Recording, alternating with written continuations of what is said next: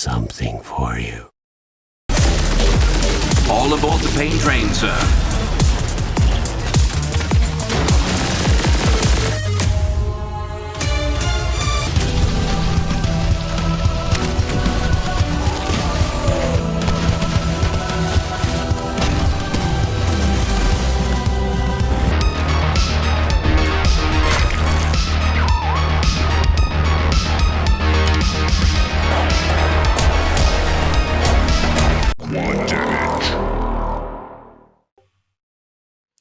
Welcome, everyone, to another episode of the Quad Damage Podcast.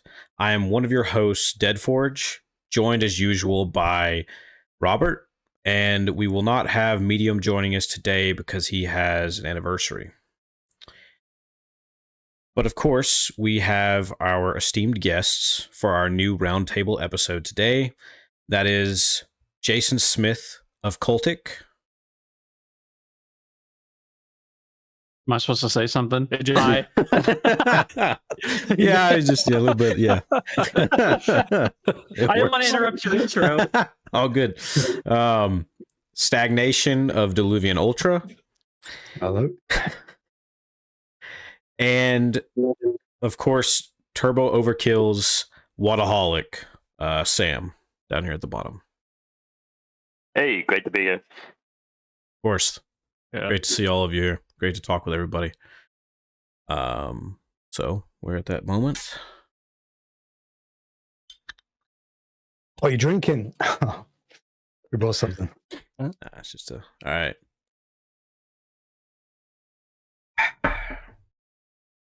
Ready? All right, I'm ready. Let's do it. Okay. Let's get booming. Booming. Get booming.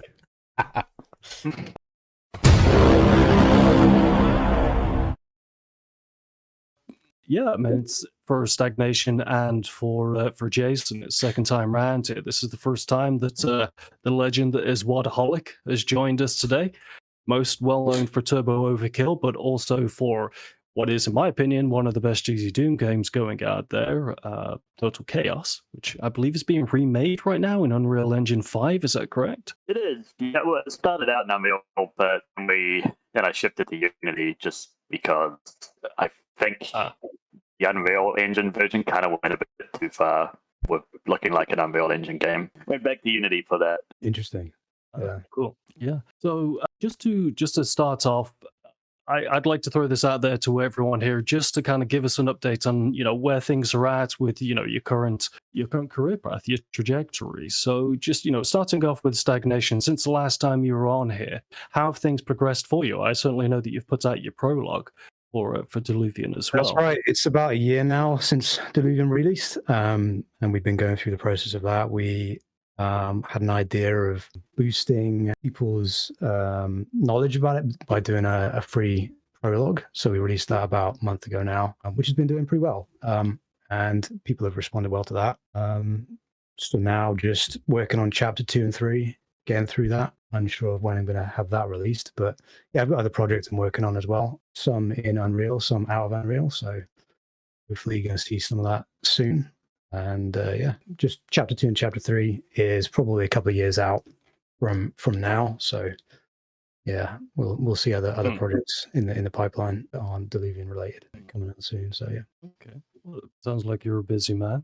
Glad to hear that things are moving forward, in a positive direction for you. Diluvian is one of the most distinctive games out there, and Deadforge seems to have completely just faffed off. I think he's got some issues that he needs to address.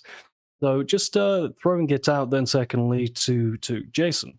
So I know that a lot of people know you for Cultic, but just as Stagnation has a prologue, you also have a new game coming out as well, don't you? Yeah. Is the YouTube minute over? Can I say balls? Is that allowed? You already said balls to the wall all as much as you want. Oh, nice. You can say it's fucking awesome and the best game since goddamn. Yeah.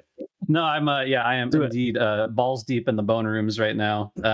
Working on it was like a silly little horror comedy thing I did last year for Halloween in about a week. But it turned out pretty fun. So I've been kind of expanding it and trying to get it out for Halloween this year. So I've been working on that for the last couple of weeks. But around that, still kind of going hard on chapter 2 of Cultic, trying to get that done. And just, oh my God, it's taken so long. This is so much work. I feel your pain. But, yeah, it never stops. But it's going well. It's going well. I'm really happy with how the maps are turning out, and it's been really fun having Nick helping out with some map design stuff, so I don't have to be stuck in the block out mines for days at a time. Whereas Nick loves the block out mines, so he's happy to be there, which is great. Yeah. What has Nick worked on in the past? I know the name, but not some of his projects. So Nick, or Damien Azriel, as some people probably know, he was the longtime community moderator for 3D Realms. So when I signed on with them, I met him, and he actually lives really close to me, it turns out. So we like to hang out, and we get along pretty well, and are pretty good friends now. And he's an accomplished Blood map, because he does like custom build engine maps. So he made Marrow, which is an expansion for Blood, and his map design on that, he really understands kind of the smaller scale real world location design that I like to use in Cultic. So it was a pretty natural fit to bring him on for chapter 2 to help out a little bit there. Well, I'm glad to hear that things are going along swimmingly for you, if that's the case. And I do want to ask both you and Stagnation, do people still get chapter 2 of your game mixed up with like episode 2 of early access and stuff? I know that there were issues with confusion with that. Yeah, I don't know whether it's a good thing or a bad thing, because people still think it's in early access, and I was in debate of whether to go in early access or not, but we would advise to full release, because you get more Steam presence when you full release.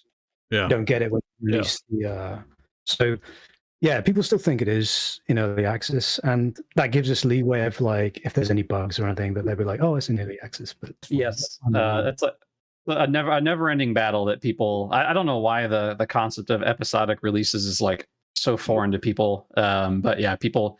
I get that all the time too. People complaining that the game is in early access. I'm just like, it never was. And like, if you go and read the documentation for early access on Steam's developer site, like early access, it's very clear that it's intended for like beta products. Like it's intended for things that you're going to have the community involved with, like testing and development on. And so like it's not a good fit for games like mine, and where it's like, no, the game's done, and it's, I mean, not perfect, but I think fairly well polished. So yeah, the early access model isn't really designed for it. But I feel like there's this. I feel like it's just kind of become this this tagline that any game that isn't like 100% finished is just like, oh, it should have been early access. Yeah. And it's like, well, that's just silly, because then like, I don't know, Elden Ring should have been early access because they released DLC for it, and because they did such massive balancing changes. It's like, that's crazy. I think a lot of games just use the early access formula so much that it's like hard to.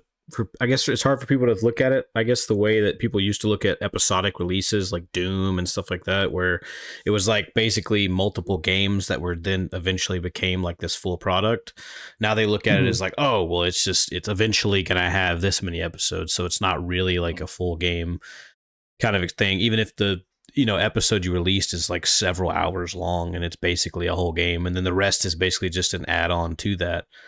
I mean, because even like, I think, is Fallen Aces considered early access? Is that considered being an early access? Or is it just like they released one episode? Because I can't remember. Because like, I feel like they might be actually early access, but I could be wrong. I'm not sure. But if I'm correct, that also doesn't help in the case of people releasing episodic things where you're kind of releasing it like, Doom and stuff did back in the day. It kind of muddies the waters. Makes it difficult for people to understand. Yeah, Sam, how were things? You were one of the few people that I know that has released episode 3, but in 2 parts. Did you get like? Was it because of the development time it needed to be split, or was it so big or something like that you had to make that decision to release it in 2 parts? Yeah, so we did Turbo in early access mostly because I kind of it's my first game. I didn't know what I was doing. I was like, well, if we're going to do episodic, might as well do early access because it feels like a good fit for releasing content periodically over time. And I was like, well, that's how Dusk did it, I think. So I was like, well, I'll just do what Dusk did. It is. With episode 3, the original roadmap was saying, okay, we're going to release episode 3 in, I think it was April or May at the time. And then about a month or two after that, there was the 1.0 release, which was basically really not that exciting. It was like, okay, we got multiplayer in and a few extra features for playing, but I was like, this feels like a really, really shitty 1.0 release. Like, it's like, I mean, you might as well just put 1.0 as episode 3 coming out. So I was like, well, okay, well, episode 3 was kind of not done at the time, and I was like, well, why don't we just split the last 3 levels off and put that into 1.0, and that way people will have to want to come back and play the 1.0 release, which definitely helped, especially because a month before the game came out. So I was like, well, I kind of needed that extra time to be able to, game over the finish line.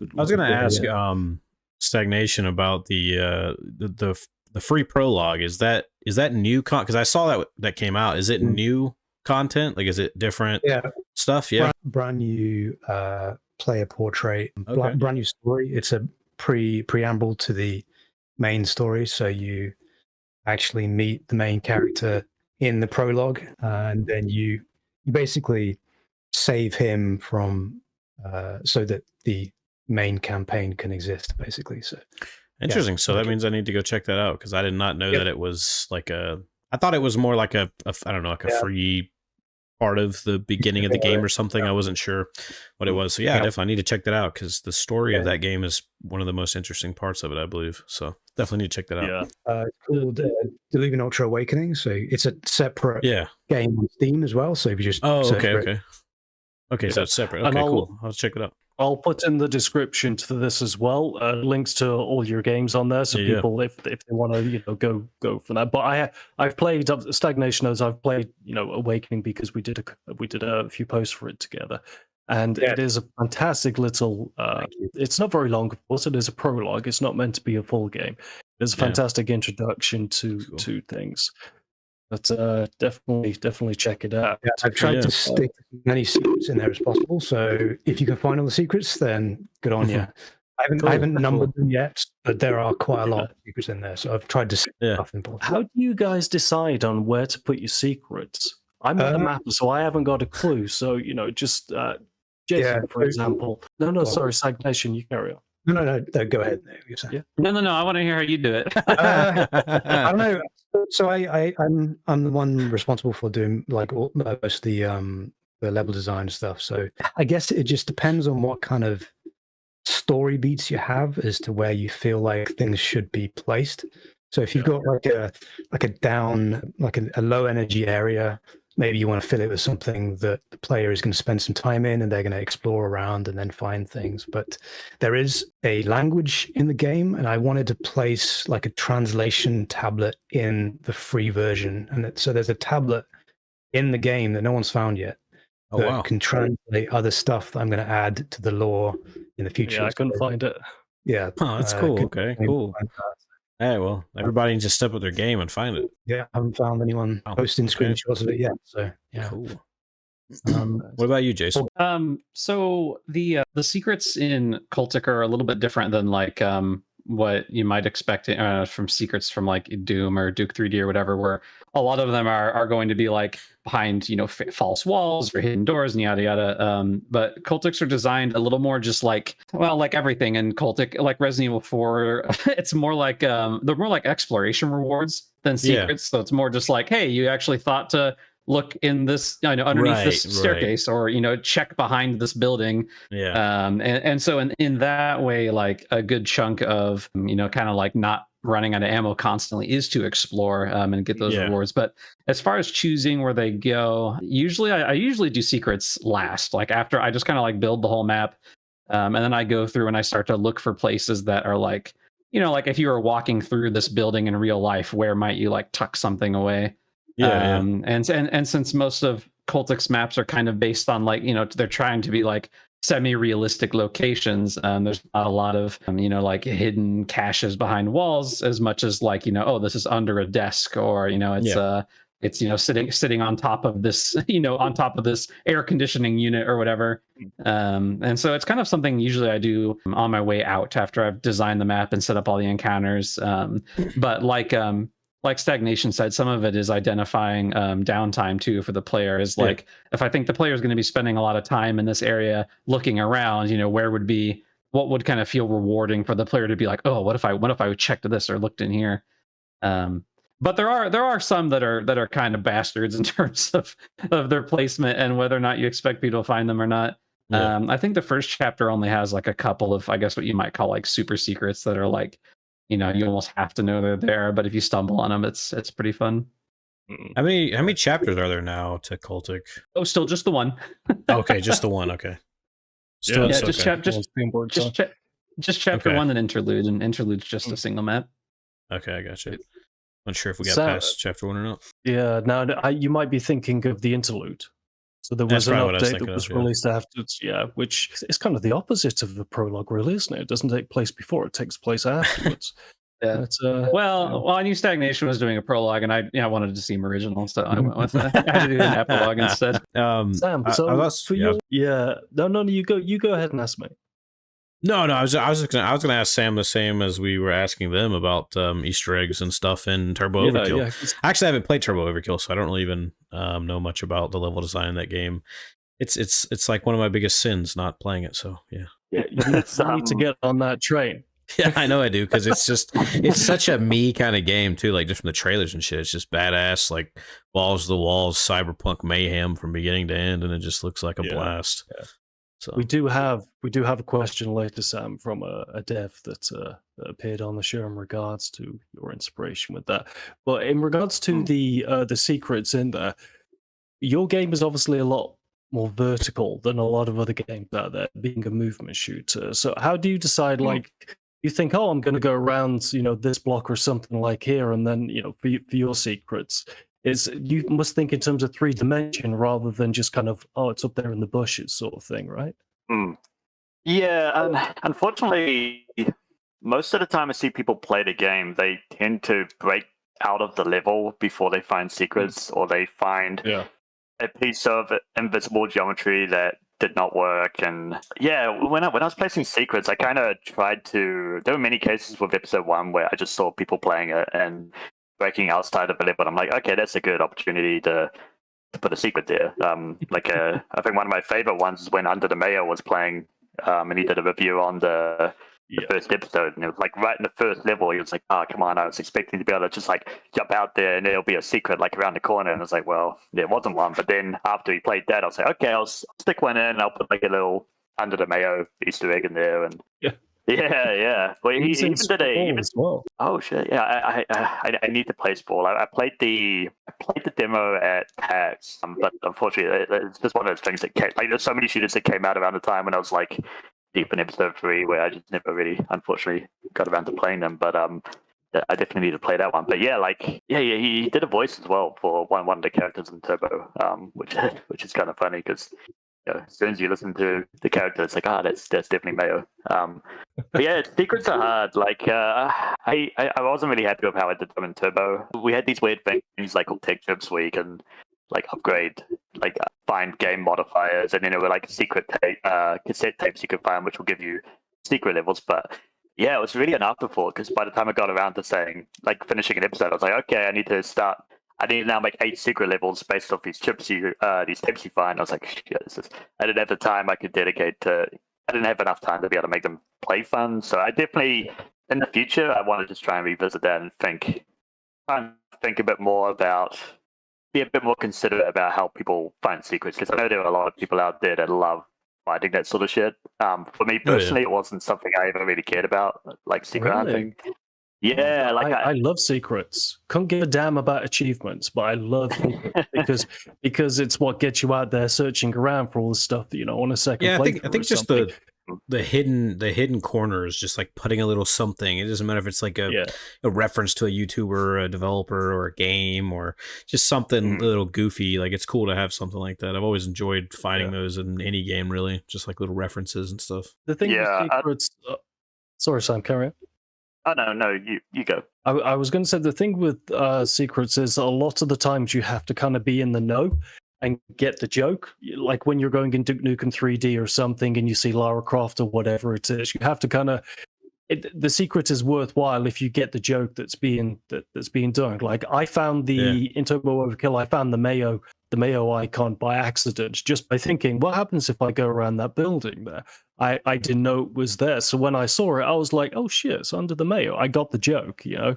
Yeah. And to me, that's like half the fun is of just exploring. Doom Eternal as well. God knows how many times I played through that just to find the secrets in there. I wanted the little dude, you know, where he give it the fist bump and that sort of thing. It's like when I found Zlim and Reverend. That was pretty cool. You find Zlim's logo on a computer. I never found that. Really? Whereabouts is that? It's in that like one interior place with all the like ghost looking guys that are almost unkillable, that are super fast.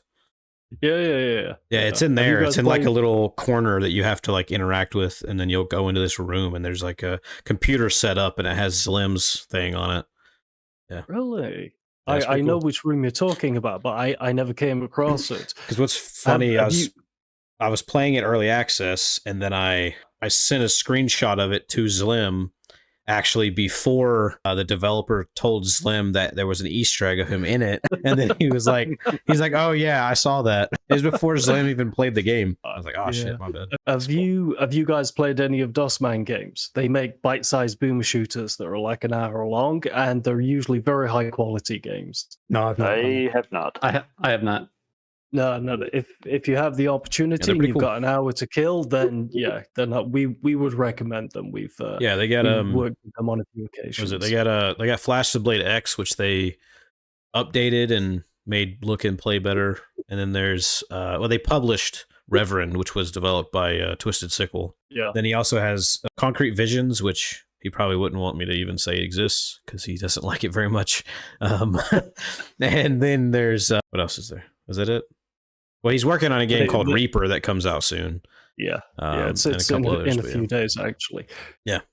Deadforge, why don't we bring in the first one of our features in here, which is the rapid fire round. Usually you've got 1 minute to answer 10 randomly generated questions. However, because there's 3 of you, it's 15 questions and you got 5 each. You got Wang. Yeah, so Jason, starting off with yourself. So question 1, what recent event have you seen that...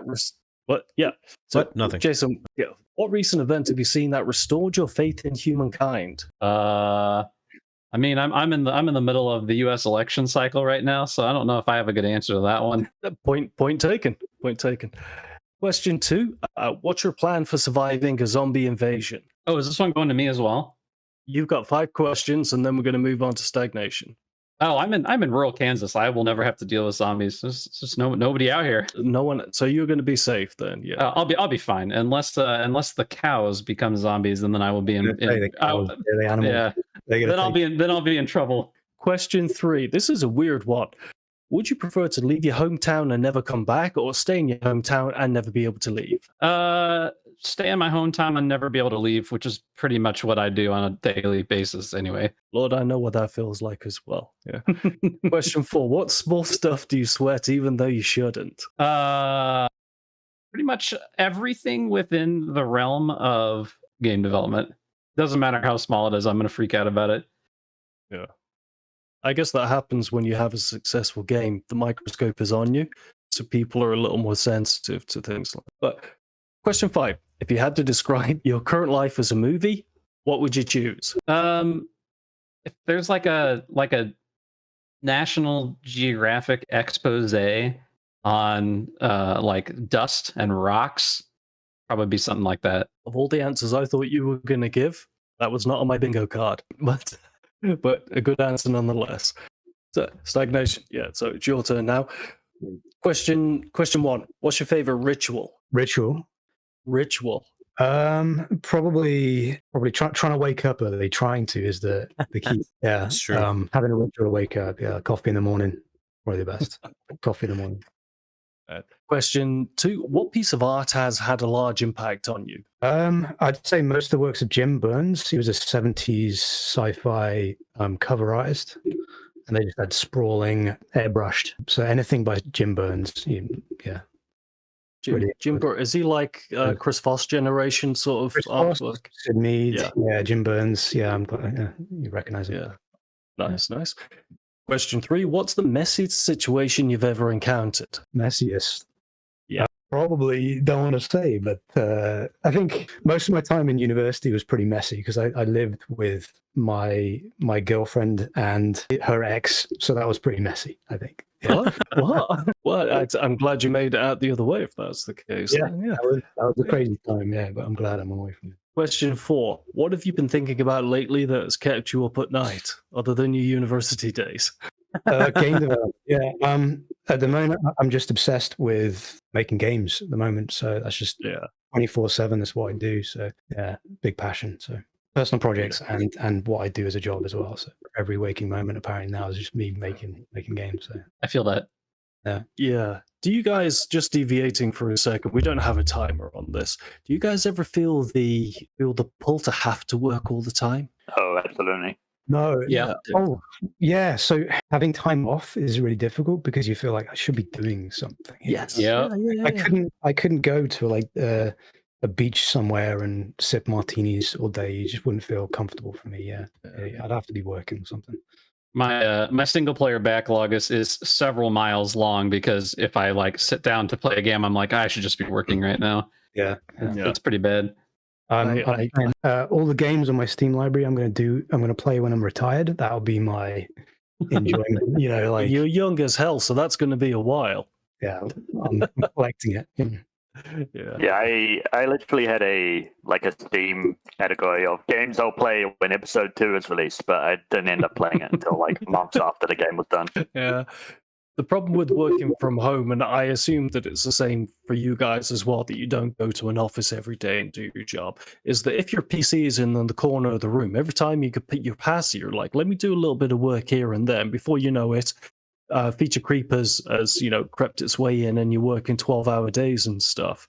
And you end up working 7 days a week because as long as that PC is there, you'll find a reason to go to it and work, Yeah. But we got to the final question for you for Stagnation. How many chances do you give a person before you write them off? One chance. And that's one. Oh, you're a stern man. You believe in the principle of things, do you? Absolutely, yeah. They get one chance. Remind me never to piss you off if that's the case, then. Flying to the ether. Cool. So, Wadaholic, so moving on to yourself then. Number 1, what is the best compliment you've ever received? Oh, that's a good one. I don't know. I mean, they come very rarely, so it's kind of hard to pick one. What? How can they come rarely? You have one of the most successful and well-regarded boom shooters on the market. People are out there probably kissing your feet, waiting for your next one. What was? Give me a positive Steam review. Something that was positive on Steam for you. Better than 6, I guess. Probably the best review I've had. It is a damn good, and better than a lot of 6. I hope to God my wife doesn't see this. I feel like if you guys are anything like me, it's almost like the positive reviews. Like 1,000 positive reviews means nothing. As soon as I see a single negative one, I'm just like, everybody hates it. That's tough. Yeah, it's hard to get. It's really easy to get immersed in the negative stuff. I find. I used to be really good at filtering that out in the beginning, but the longer I was in dev, especially with early access, and you get people throwing stuff at you all the time, it's kind of hard to not ignore that sometimes. It's supposed to get easier. Isn't it supposed to get easier? Never does. Never does. If it's constructive criticism, then that's fine. But if someone's just throwing shit against the wall because they know you're not going to punch them in the face, then that stuff gets to you. And the internet is unfortunately rife with it. That's why everyone's bloody moving to... there's been a migration of within the boom shooter community on Twitter of everyone pissing off from Twitter and going to what's the other one? Blue Sky or something? Blue Sky, yeah. I actually saw a fellow YouTube friend who moved to Blue Sky. I don't know if he's just not using X anymore.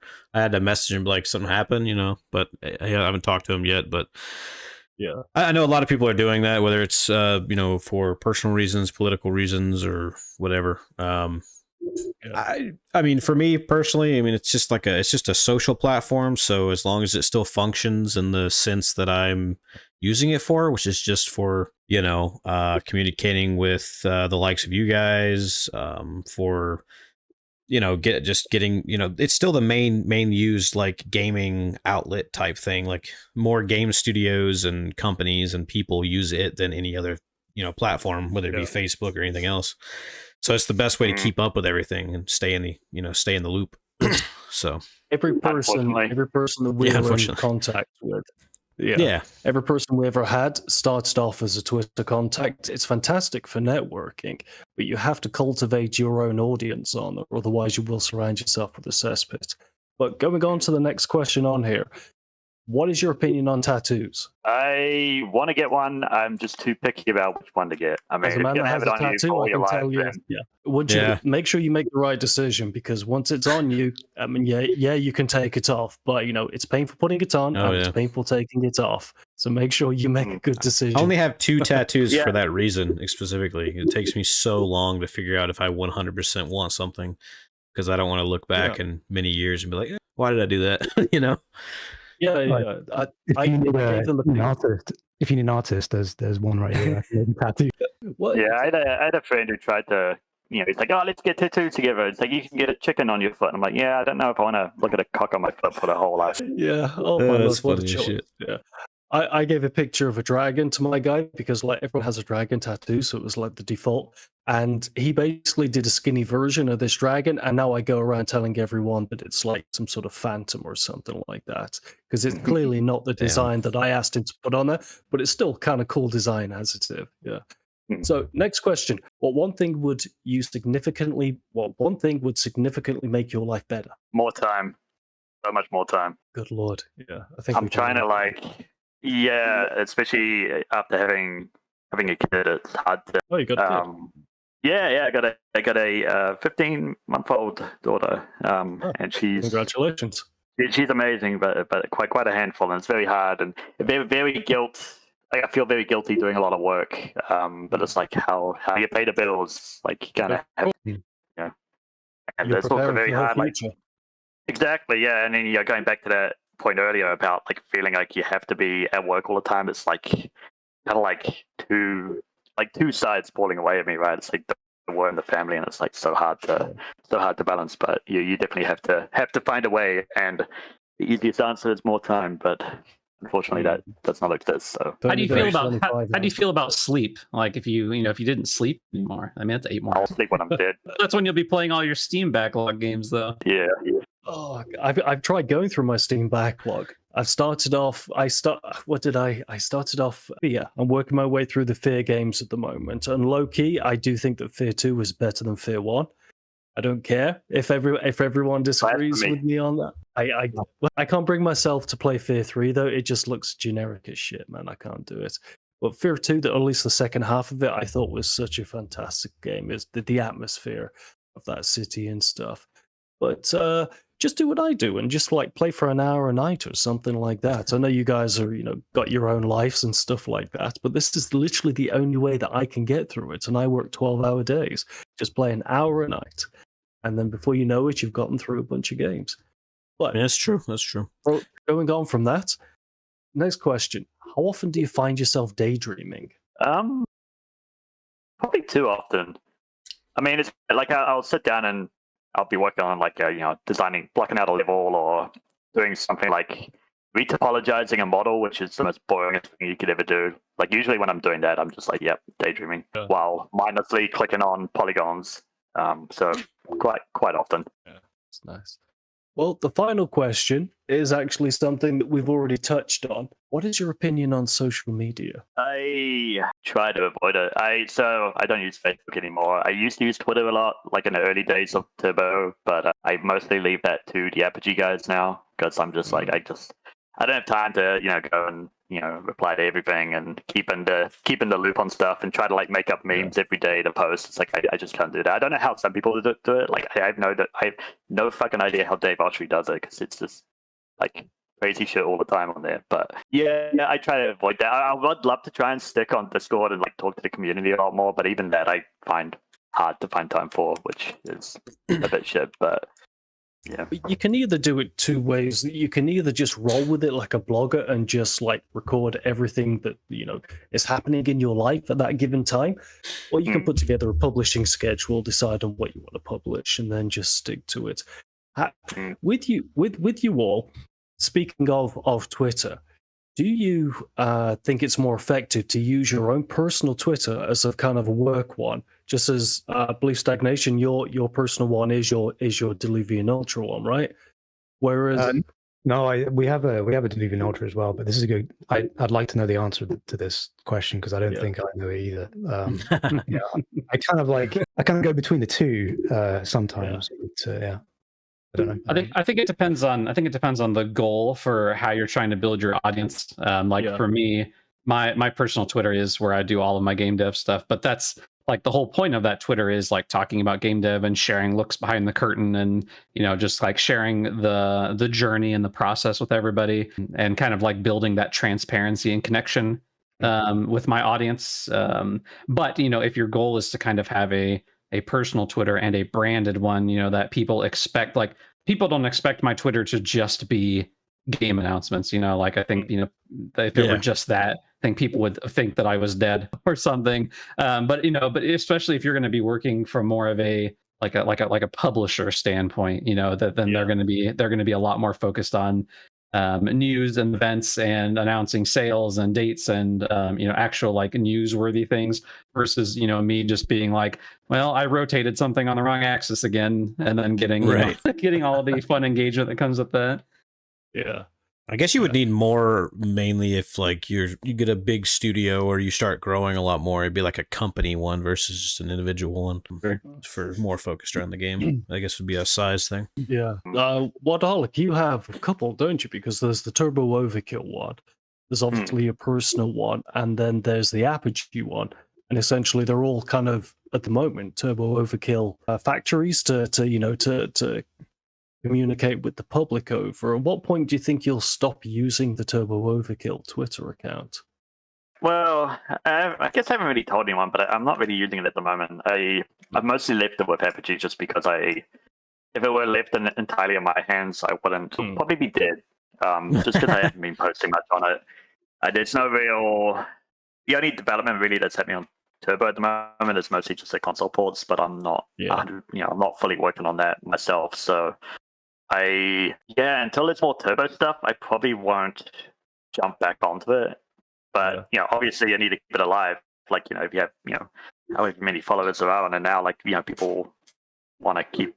There are people out there that want to keep seeing stuff. So I mean, I can't just leave it to die. So I left it with Apogee's hands for now. And like you guys want to take over, and they're happy to do that. I do sometimes use my Wadaholic one, mostly for Total Chaos stuff now. But I do feel if I were to go back and do it again, I'd probably just do like one overarching branded, like hey, this is Trigger Happy. This is the kind of stuff we do. Or I just tie all my Trigger Happy stuff to Wadaholic, just because when you finish a game and you start your new one, it's kind of like shit. Well, if I make another branded page, I kind of have to build that up from the ground, and I have to get all those followers back again. And it's like, it's just so much work. Like it took a good 3 years to get Turbo 1 to where it is now, and it's like I don't know if I have the time in me. Like I'm too busy doing dev stuff to I know some people are very good at balancing that social media and development side of things, but for me, I'm just kind of like a one-track mind. Like I can only do one or the other. I can't multitask that well, unfortunately. So you can't, and any of you, when you move on to your next game, you can't just take your existing Twitter handle for the game and just swap it to your new one. And then you've still retained your audience, because your audience is inbuilt, so they'll be interested in what it is that you want to do next. So you could always just change it, and say we're no longer being the Diluvian Ultra account, we're no longer being the Cultic account if you were to have one. It's now Joe's Barbecue, which is my next game, or something like that. So it's food for thought. Yeah, it's something I've definitely considered, and I've asked a few people about it and got mixed responses on if it's something worth doing or not. Yeah, not 100% sure on that one, really. Who has seen or played the new Killing Time remaster? Anybody? No? I have not. I saw. I never played the recently original now- either, but it looks interesting. No. Like I've never played any 3DO games, so it looks It's a very 3D different. game.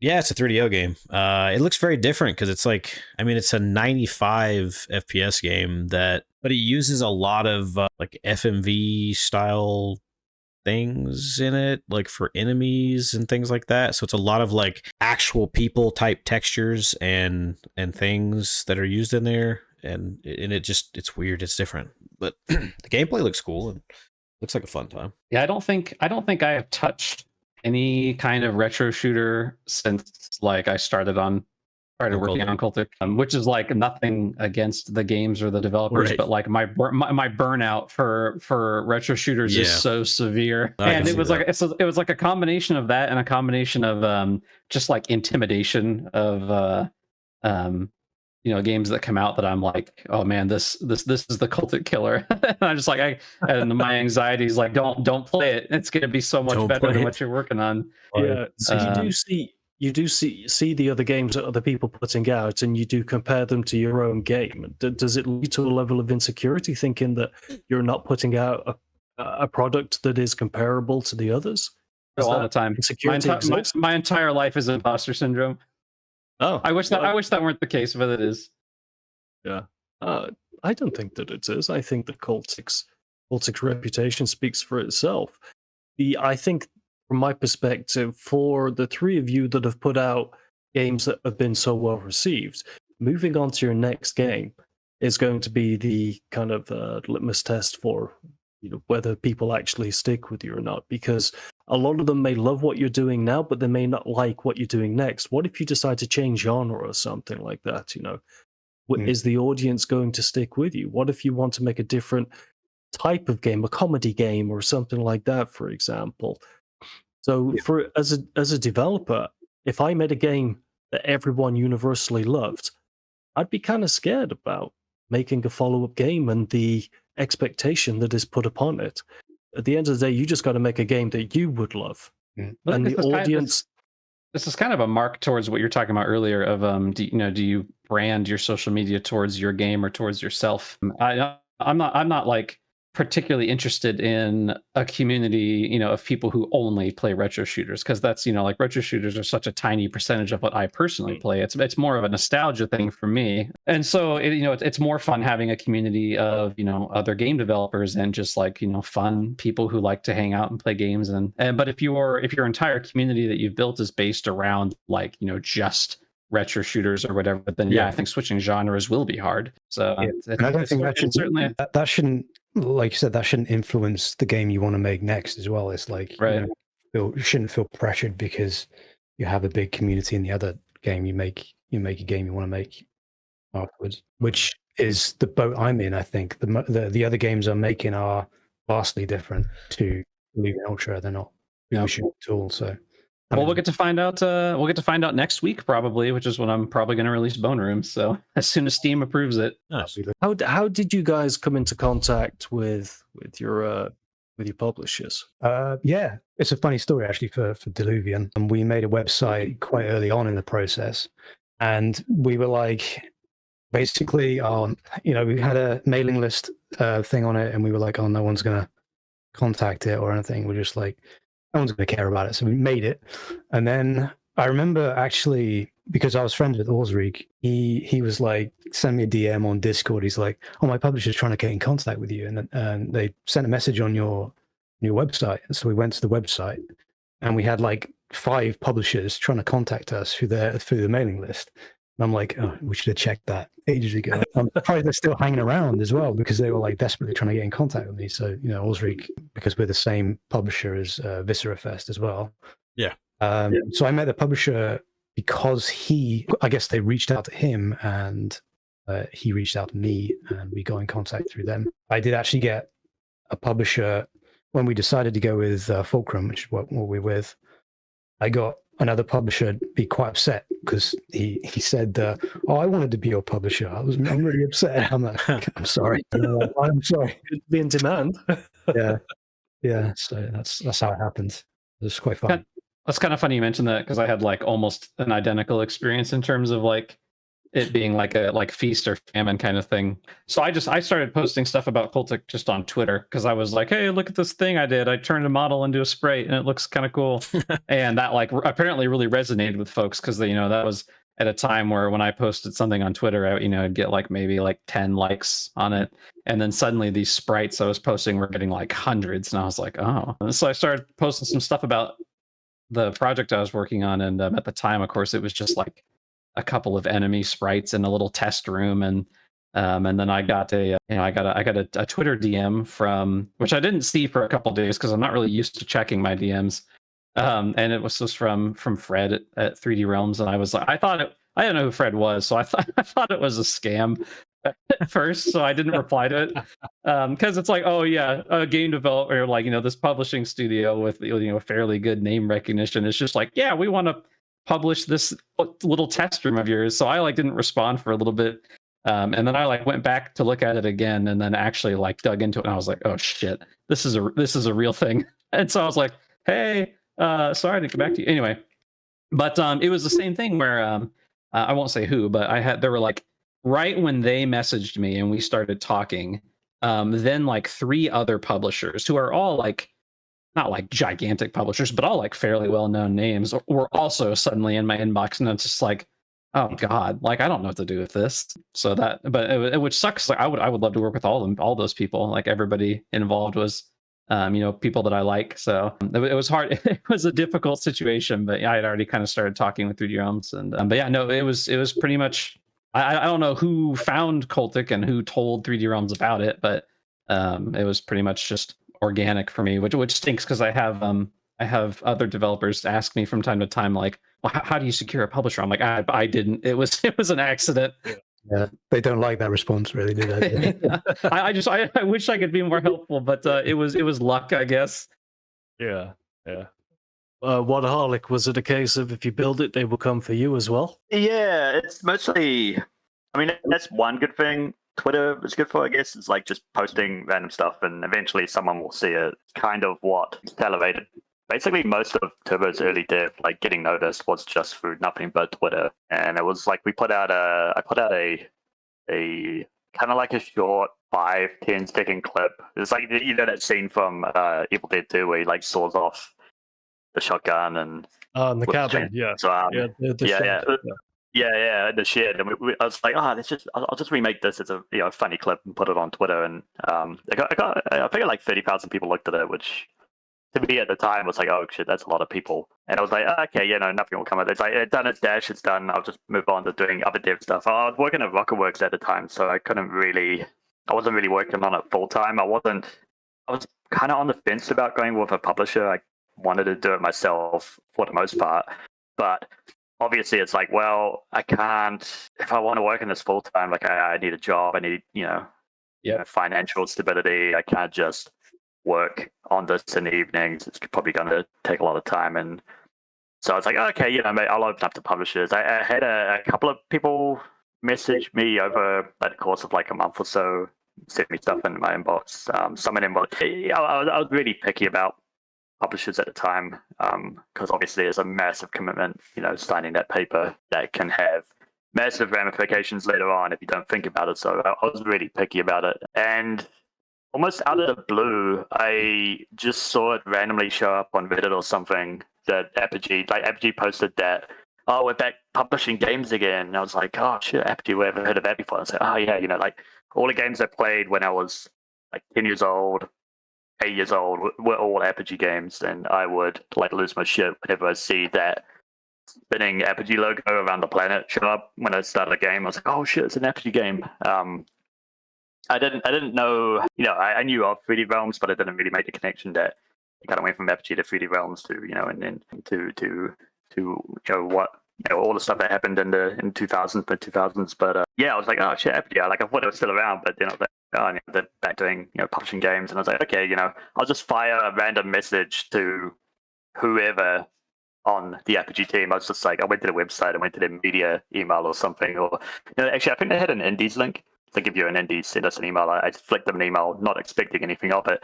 At the exact same time I sent that, I get a message on Twitter through my DMs from Jaron, one of the producers there. He just messages me randomly, without knowing, I just sent him an email, and then it was kind of like, well, what the hell happened? It's like you messaged me at the same time as I emailed you, and there was a bit of confusion there at first, and then now we just got started chatting after that, and it's I guess the rest is history. I'm trying to think what happened. It was mostly I held off signing for quite a few months since I was like, I just want to think about it a bit more, think about what I'm getting myself into. But I mean, I was really happy with working with those guys. They had a lot of working with Scott Miller, like having all of that knowledge of like shooters from the 90s, which is exactly what I was trying to replicate. I was like, this is kind of like a no-brainer for me. So yeah, it's kind of how that came about. Does it worry you? The idea of being with a publisher. This is a question for you all. Does it worry the idea of being with a publisher, or does it worry you the idea of having to go it alone? I guess both have their pitfalls, right? Like if you were to go on your own, there's a lot of opportunity you can miss out on when it comes to marketing. Obviously, the same thing can be flipped to reverse. There's a lot of worry. It's like, is the publisher going to do a good job of marketing this? I guess both ways have risk. It's a bit. I've always this when looking at contracts. It's like, am I going to be better doing this myself? Am I going to do a better job of what the publisher can do if I were to do it? Yeah, I guess when you've got names like 3D Realms and Apogee and Fulcrum, who are quite well-established publishers within the genre, you don't really have to worry about if they're going to do a good job, I think. If it's like, Jim's Backyard Publishing, then probably, you need to check over that contract and make sure that they're upholding their end of the bargain. Yeah. The reason why I say it is I do remember a little interaction that Sulaco's dev, Nextic, I believe is the username, had with Scott Miller, where Scott apparently had reached out to ask about a publishing deal, and the Sulaco's dev turned them down because they choose to go at it themselves. And then it became like a thing, and then Scott had to say, well, actually, it wasn't that I was saying that, you can go by yourself or something like that. He was saying that he supported and believed within the dev's ability to do it themselves. But I had no idea that Apogee and 3D Realms used to be basically, the same company that changed its name and then split off into two different things and then was brought back.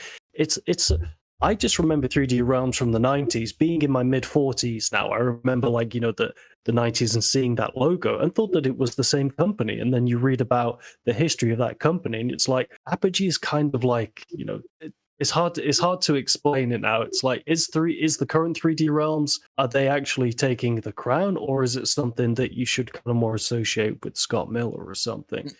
But I think it's more important to look at the work that the devs that are currently at those companies are doing and appreciate the hard work that they're doing. Because I can tell you from firsthand experience that the all of the drama over what company does what has been a huge drain over the last few years. And I can imagine.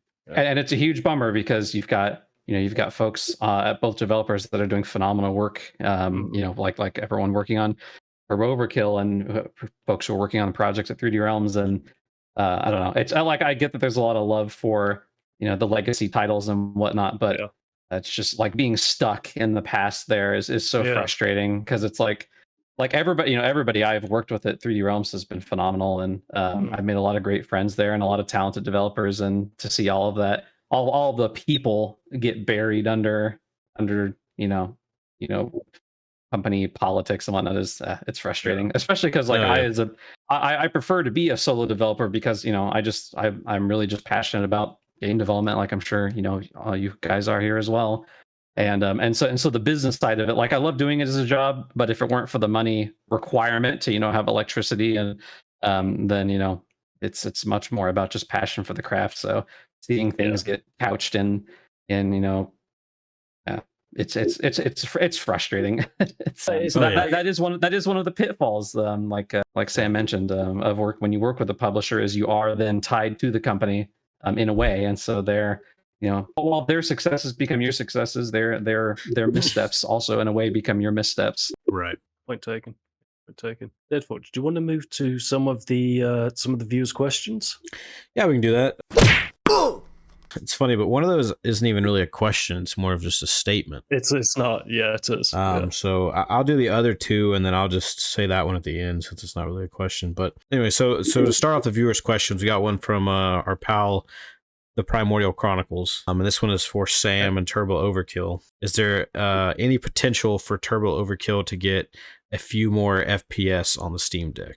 I would love to. I'd love to get that thing running at 60 constantly. That was the dev on that was very late in the game. Like, I think I got the. I think I ended up buying a Steam Deck. Like, we live in New Zealand, so stuff like they don't just sell them on the at EB Games or whatever the game shops are. That you guys have, but you have to kind of order one in, and then so I ordered one in. I started doing dev on it.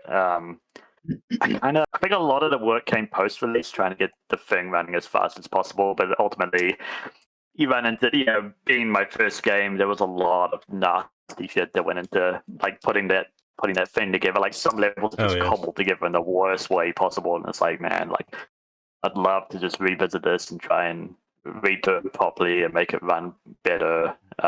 But sadly, it kind of got stuck in a point where the Steam Deck, like, and for some levels runs at 60 just fine, but then you do get some levels that just chug to like 40 or 30. And it's like, it does, like, I'm a frame rate purist. Like, I can't play anything below 60 FPS. Like, I have a 200 something hertz monitor now. Like, anything below 120 hertz, even, like, it just like triggers me. But it's like, I'd love to get, like, if I were to go back and do it again, like, if I were to go back, for like future games, like, I'm definitely putting the Steam Deck in mind, making sure stuff's done better. I like, it's a really cool piece of kit.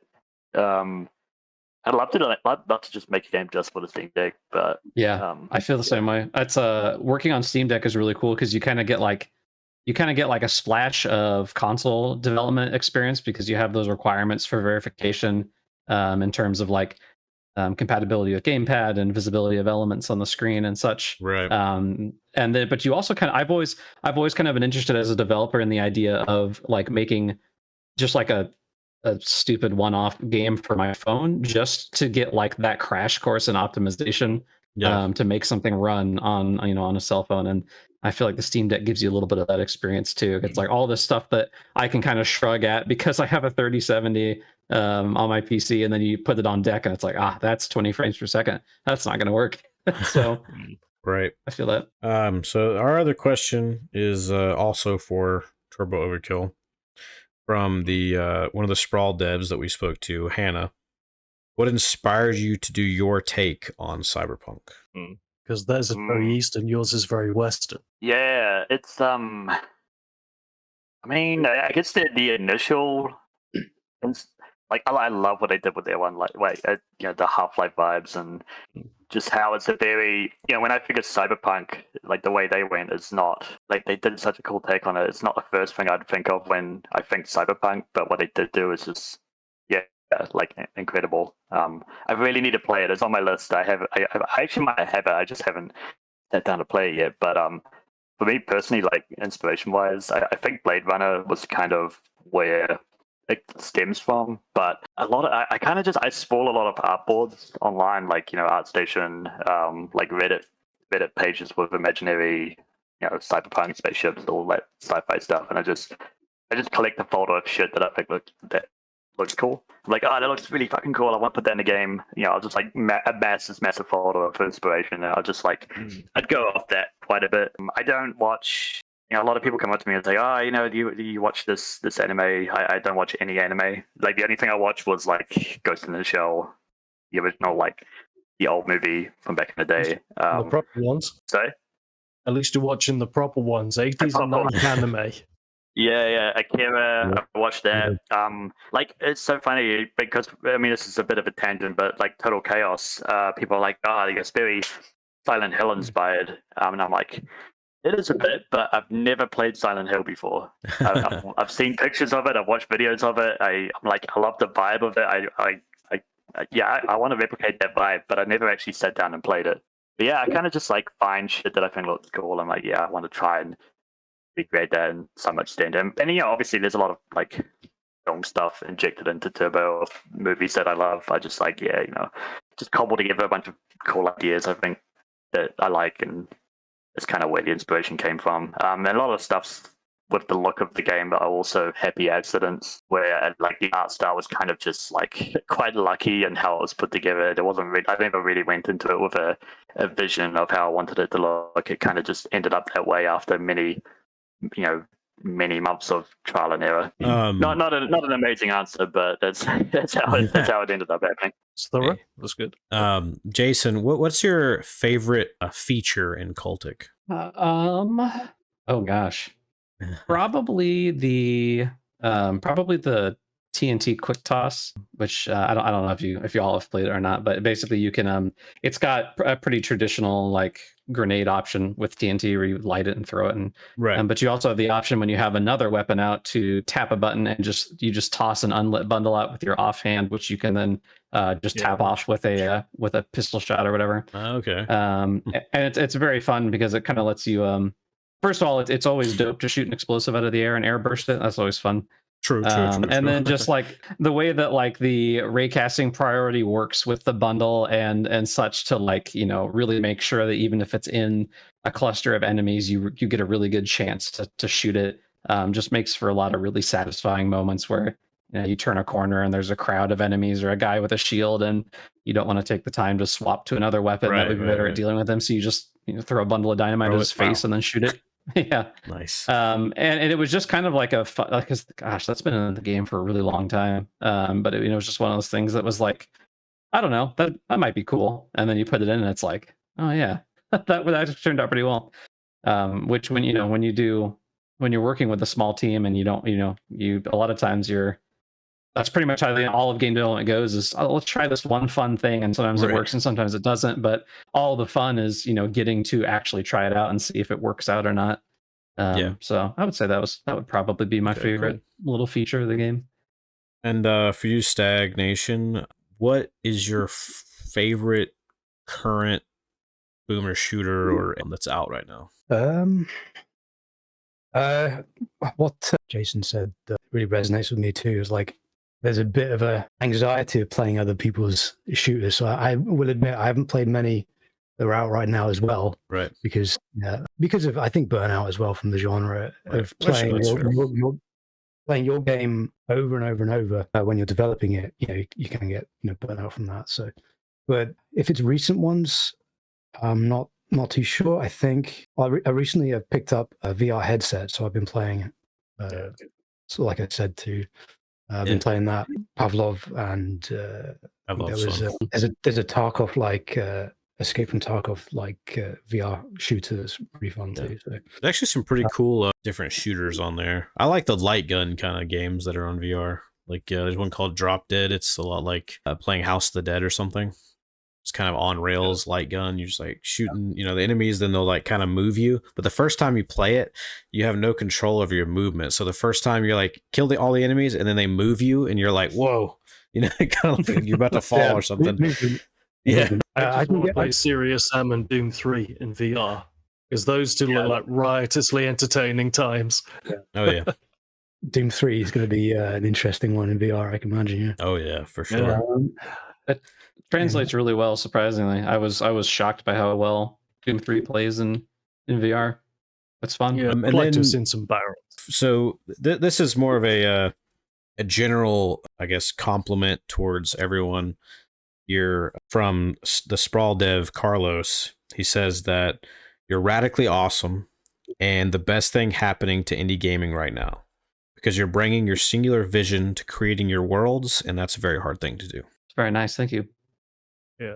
And this was addressed to all three of you. So I think he was expressing his respect of having gone through the same journey as what you guys have been through making your games.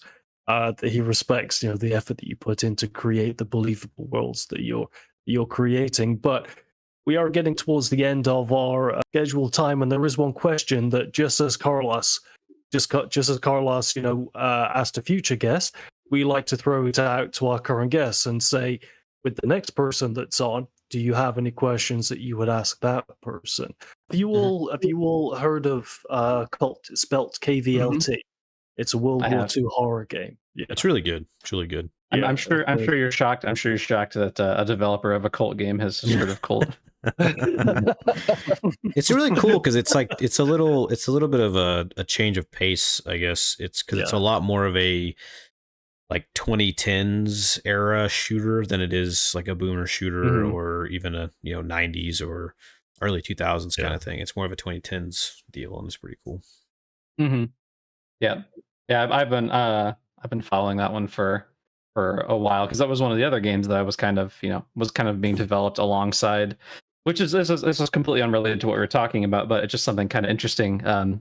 Actually, sitting here with Stagnation and Sam is like all of these retro shooter developers that their games are kind of in development at the same time as Cultic. I don't know. I feel like a really weird like camaraderie. Like I know all of them really well because it's like I feel like it's like like we're all working on the same kind of project and following all our projects at the same time. So it's like we all did it together. I don't know. It's kind of a hard feeling to describe, but it's just cool. It's I feel like even though I've never met most of them, it's just like I feel like I know them.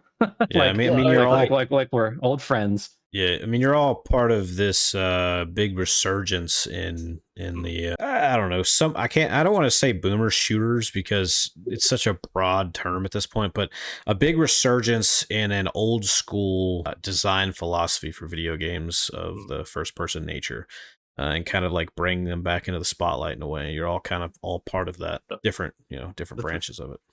Yeah, I mean, it's what I grew up on, so it's like I want to bring that experience back into the industry, which I'm not seeing currently. The experiences I had when I was a child, playing those games. So yeah, I want to bring that back. Well, you certainly don't see it within the triple and double A space is kind of disappearing because all you ever hear of in the news when it comes to AAA gaming is how terrible it is. This is the reason why I gravitated towards this particular community, not just because I'm a 80s and 90s kid and I just wanted to play nostalgic games. It's because it was as much a community as it was a genre of gaming. And that's really what it's built around, and that's why I'm going to stay with it. Who knows how long this era that we're in right now is going to continue? The 90s stroke early 2000s era of gaming. Maybe in 10 years it will have moved on to the late 2010s or something like that for all we know. Yeah. But I think indie and double A are kind of carrying the industry at the moment. I think that they're doing a lot more interesting things. The ingenuity is. Yeah, and they're definitely pushing the boundaries a bit more than a lot of AAA is, because a lot of AAA is still kind of doing a lot of there are ones that are doing different things, but there's a lot of them that are more sticking to what they've done for nearly the last 10 years, and it's kind of the same formula over and over. And there's a handful here and there they're pushing the boundaries, but I think more so indie and double A, you're seeing like these really unique and interesting things as if it was the 90s or early 2000s again, and you're like, oh, this is okay. I haven't seen this before. I haven't seen that, and it's just like interesting mechanics and concepts, and you don't see a lot of AAA doing that much anymore. Very much, yeah. Jason, you said you were aware of the cult game. Do you have any questions for its death? Yeah. When are you adding a C96? I know you've got a little Mosin pistol in there, which is sick. But I mean, we all want to see the broom handle, so I need to know when and how many there's going to be. And how many? I'll note down the question, then I'll ask it to him next week if that's the case then. Thanks everyone for joining us for this episode, this very special episode of the Quad Damage podcast with our developer roundtable. Joining us today was Diluvian Ultra's developer Stagnation, and Cultic's developer JSAR's Games, and Turbo Overkill's developer Wadaholic. So gentlemen, thank you very much for taking time out of your day to join us for this very special episode. Stagnation, where can all the viewers find you online if they want to follow you or the game? You can find me on Twitter. I believe it's Stagnation Draws on Twitter. And obviously we're on Steam, Diluvian Ultra, and recently Diluvian Ultra Awakening, which is free. So you've got no excuse. You have to play it. So that's where I mainly am. And on Discord, obviously. Yeah, fantastic. Jason, where can people find yourself? I am also on Twitter at JSAWS Games. I'm also trying to post more on my Blue Sky, but I'm still staying on Twitter. So that's and then I also have my own little JSOS Games Discord, which I'll just spell out the URL for you. No, I'm just kidding. I'm not going to do that. Mr. Wadaholic, where can people follow the famous Chegg game and yourself? I know shit on Twitter a lot, but I guess I'm on Twitter still, so it's probably the best best bet. Yeah, Twitter, Discord. There's a Turbo Overkill Discord. So anywhere on there, I try to be around, but like the rules say, don't DM me, but just DM me, and I'll probably read it. So You got permission. Nice. Deadforge, where can everyone find yourself? Of course, you can find me at the Lord of the RPG on Twitter /X. You can find me at Deadforge on YouTube and Deadforge on Patreon if you'd like to do that. And I think that's about it. Nice. If anyone wants to shitpost me, it's on Twitter at RobertYapp80, and that's the only account that I have there. If you want to follow the podcast, it's the Quad Damn Podcast. So that's Quad Damn Podcast. It's me every time. And that's on Twitter. Yeah. We are on YouTube Music. If anyone wants to find our podcast, it is, on YouTube Music. But the Boomer Shooter community is primarily a YouTube and Twitter, from my experience, community, which is why you can find us there. And on that note, gentlemen, Keep on booming. Keep on booming. Oh, you love it. No, It's always okay. perfect.